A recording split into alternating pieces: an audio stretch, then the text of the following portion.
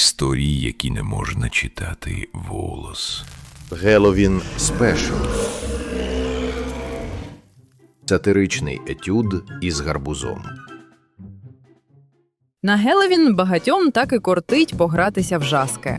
Зазвичай це, правда, зводиться до якогось примітиву. Пластикові павуки, китайські гірлянди, помаранчі з намальованими смайликами замість гарбузів.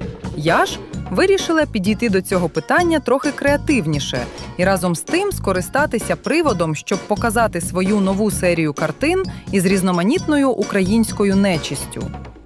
Ну, знаєте, мистецтво на вечірці – це як брокколі на дитячому дні народження. Ніхто не просив, але ти все одно приносиш. І от я зібрала кілька приятелів у себе вдома на невелику імпровізовану виставку. Кілька полотен та вино у пластикових бокалах. Один одразу дістав телефон і зробив селфі на фоні моїх робіт. Другий із розумним виглядом процитував статтю з Вікіпедії. Третя сказала «як атмосферно», хоча навіть не глянула у сторону моїх робіт. Ви знаєте цей типаж. Культура швидкого споживання. Дивлюся, але не бачу. Ковтаю, але не смакую. Такий собі арт-фаст-фуд.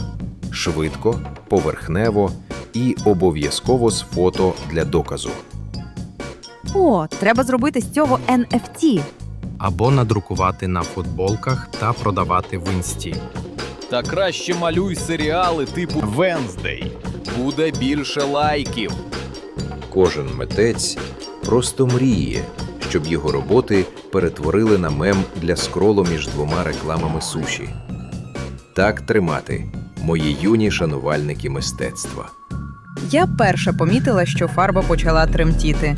Спершу поворухнулися маки із напівпрозорим, немов водорості, зеленим волоссям. Вони здавались майже красивими, але з їх спин звисала мертва плоть, і крізь розрив було видно нутрощі, що пульсували у такт басам колонки. Потім десь з кутів рами проступив дідько, куций, рогатий із чорними, як смола, пальцями. Він кривив рота в усмішці, занадто широкій для людського обличчя, а за його плечем вигнулась відьма, зігнута й кістлява із довгими, як тіні від свічки, руками і дуже голодними очима. Вона сміялася, але її сміх був більше схожий на каркання ворони.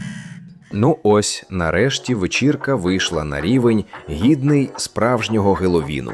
Декорації ожили. Ти ж хотіла визнання? Ну то отримуй. Гості спершу нервово жартували. О, це якийсь перформанс? Голограма?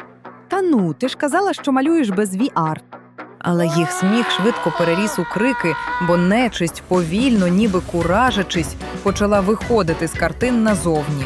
Коли мавки торкнулися першої гості, вона зникла в картині, і на полотні з'явилося її перелякане обличчя. Майже водночас із нею нечиста сила полонила й інших, одного за одним. Їхні обличчя розчинилися в мазках фарби. Вони стали новими фігурами моїх картин. І вже на полотнах їхні обличчя проступали, спотворені, намальовані, приречені. Ну, між нами, їхні вирази облич і раніше були не надто живі. Я стояла, притиснувшись до стіни, й думала. Я ж малювала їх інакше. Я хотіла передати щось символічне, забуті архетипи, фольклор крізь сучасну призму. А вони дивляться на мене так, ніби я власноруч підписала із ними контракт кров'ю. Ну, ти ж підписувала свої картини, правда? Вони й сприйняли це буквально. Юридично тут все чисто. Відьма криво всміхнулась. Здається, нам тут не раді. Чорт кривлявся, демонструючи пащу, в якій чорніли, як обгорілі свічки, зуби. Схоже, що нас тут і не чекали. Мавки розтягнули голоси у моторошному співі. Ти малювала нас. Ти малювала нас, а значить, запросила. Я хотіла, щоб мої роботи мали глибину, але ця глибина виявилася не моєю. Це була їхня бездонна прірва, якій я так нерозважливо відчинила двері. Виявляється, що щоб знайти свою цільову аудиторію, потрібна лише дрібка демонології і правильна ніч. Кімната пахла рікою і гниллю. Здавалося, що трохи і мене теж затягнуть у намальовані мною макабричні світи. І тут раптом дзвінок у двері. Світ завмер. Тіні зупинились. Я рвучко відчинила двері занімілими пальцями і побачила сусіда. Він стояв із гарбузовим пирогом, простим, теплим та ще гарячим. Добрий вечір. Сказав він трохи сором'язливо. Чую, діточки святкують. То я вам пирога приніс. Він усміхався так щиро, що я відчула, як у грудях щось стислося. О, ось і він.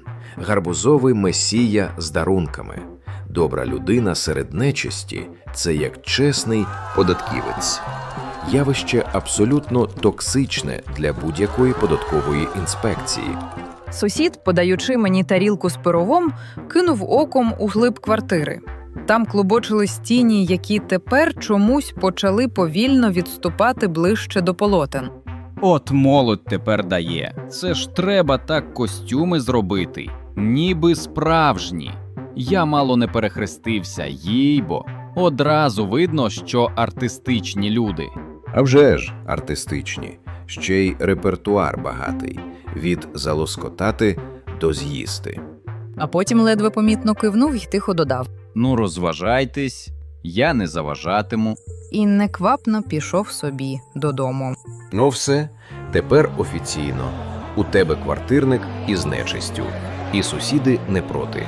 Чим не культурна подія? Тоді чорт, упираючись рогами в раму, фиркнув. Можна подумати, ми б, може, і не стали жерти власну матір, що витягла нас мазком із небуття. Відьма, чіпляючись рваним рукавом за цвях у стіні, додала, підморгнувши.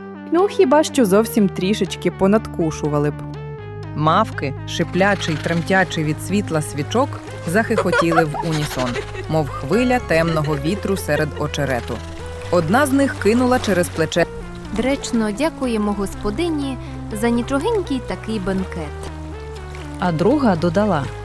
Ну, ще побачимось. До наступного року. Па-па. До наступного року. От і маєш собі регулярний вернісаж. Безплатно і без всяких там афіш. Тіні повернулися на свої місця та знову стали просто фарбою на полотні. Усе зникло, ніби нічого й не сталося, і лише запах гарбузового пирога заповнював кімнату.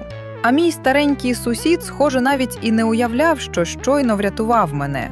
Я чудом залишилась жива, але не мої гості. Тепер вони у рамах. І схоже, що назавжди. От і все. Декорації розібрано. Монстри повернулися у свої клітки. Адже іноді найбільші битви виграються там, де ви цього і не бачите. А до чого тут пиріг, запитаєте ви? До того, що запах домашньої випічки – то святе, а щирі жести не терпить жодна нечисть. І на відміну від святої води, це насправді діє –